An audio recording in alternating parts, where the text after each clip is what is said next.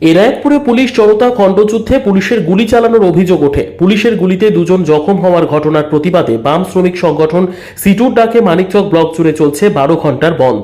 শুক্রবার সকাল 6টা থেকে সন্ধে 6টা পর্যন্ত বন্ধের ডাক দিয়েছে।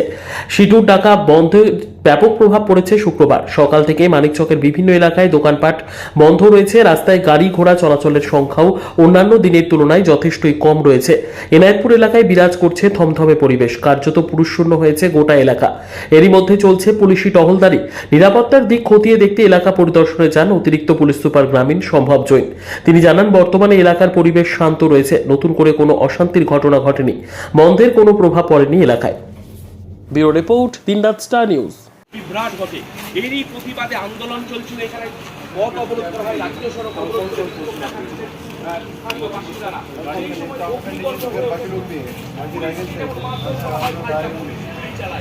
মানিকচকের যে বিস্তীর্ণ এলাকা, এনায়েতপুর থেকে মানিকচক, মথুরাপুর সমস্ত এলাকাতে বেশিরভাগ দোকানপাট, সেই দোকানপাট কিন্তু বন্ধ রয়েছে এবং এলাকায় দোকানে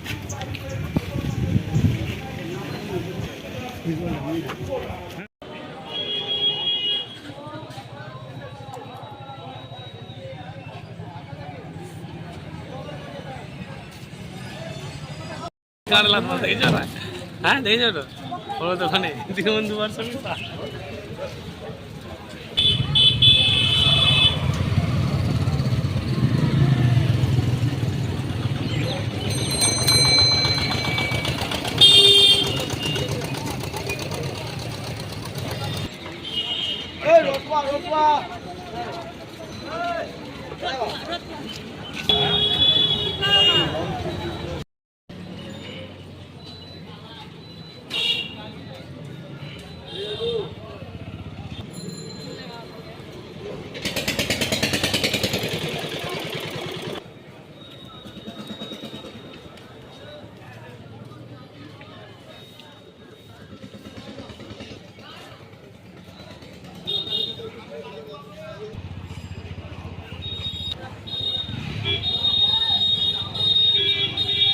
थोड़ा 5 मिनट में घूम रहे हैं। अभी तक कैसा सिचुएशन है स्ट्राइक का?